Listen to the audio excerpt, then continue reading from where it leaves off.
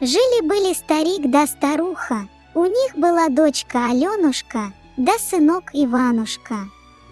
Старик со старухой умерли. Остались Аленушка да Иванушка одни-одинешеньки. Пошла Аленушка на работу и братца с собой взяла. Идут они по дальнему пути, по широкому полю, и захотелось Иванушке пить. «Сестрица Аленушка, я пить хочу». «Подожди, братец, дойдем до колодца». Шли-шли, солнце высоко, колодец далеко, жар донимает, пот выступает.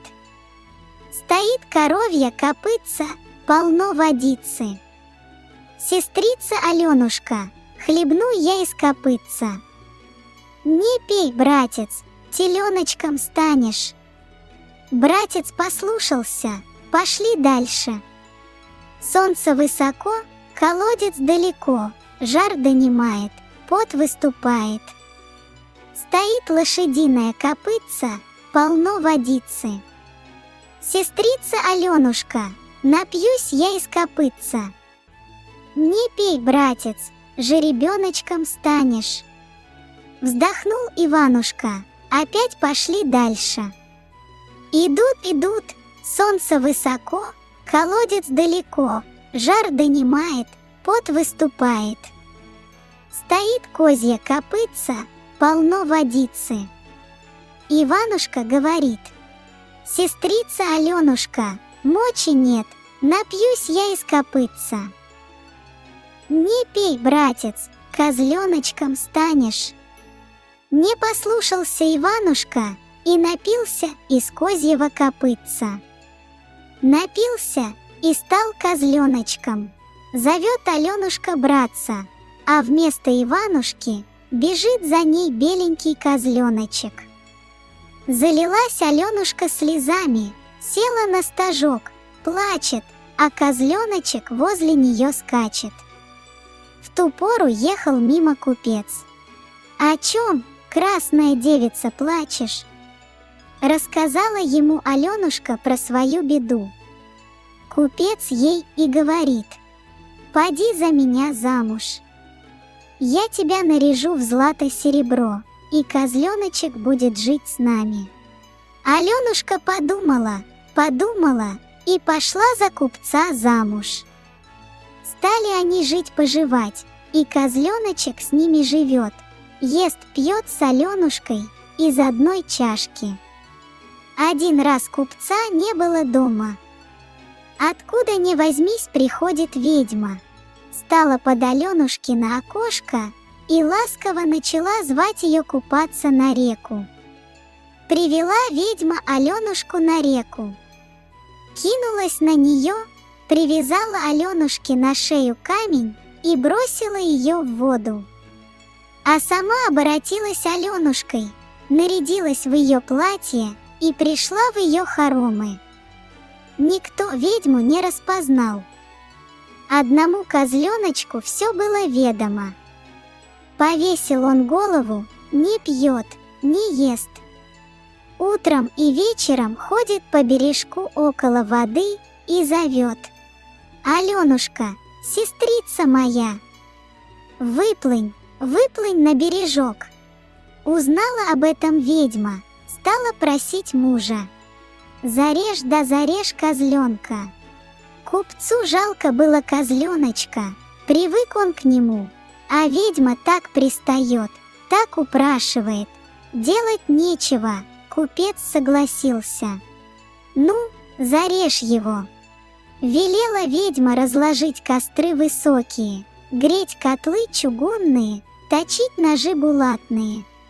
Козленочек проведал, что ему недолго жить, и говорит названному отцу: «Перед смертью пусти меня на речку сходить, водиться и спить, кишочки прополоскать».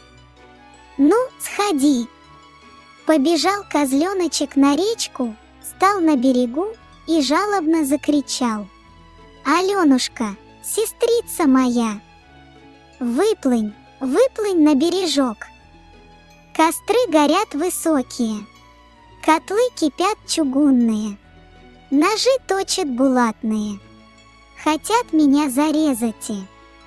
Аленушка из реки ему отвечает: «Ах, братец мой Иванушка, тяжел камень на дно тянет, шелкова трава ноги спутала, желты пески на груди легли. А ведьма ищет козленочка, не может найти и посылает слугу. Пойди найди козленка, приведи его ко мне». Пошел слуга на реку и видит, по берегу бегает козленочек и жалобно зовет: «Аленушка, сестрица моя, выплынь, выплынь на бережок.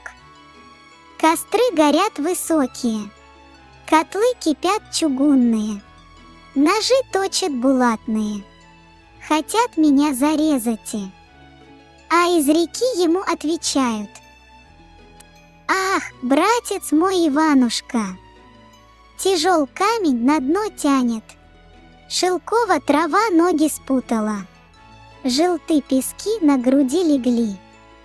Слуга побежал домой и рассказал купцу про то, что слышал на речке. Собрали народ, пошли на реку, закинули сети шелковые и вытащили Аленушку на берег. Сняли камень с шеи, окунули ее в ключевую воду, одели ее в нарядное платье. Аленушка ожила и стала краше, чем была. А козленочек от радости 3 раза перекинулся через голову и обернулся мальчиком Иванушкой. Ведьму привязали к лошадиному хвосту и пустили в чистое поле. Где пробежала лошадь с ведьмой, выросли густые темные леса. А в доме купца начался пир горой. Аленушка с Иванушкой зажили счастливо. Купец окружил их заботой и любовью, построил им терем расписной с садом, где цвели молодильные яблони. Каждое утро Иванушка, теперь уже статный молодец, помогал купцу в торговых делах, а Аленушка вела хозяйство и радовала всех своим рукоделием. Слава о ее вышивках разлетелась по всей округе. Вскоре в их доме зазвучал детский смех. Родились у Аленушки с купцом дети-погодки, мальчик да девочка. Иванушка стал самым любимым дядей для племянников, рассказывал им сказки и учил премудростям жизни. И стали они жить-поживать, да добра наживать. Вот и сказочки конец, а кто слушал, молодец.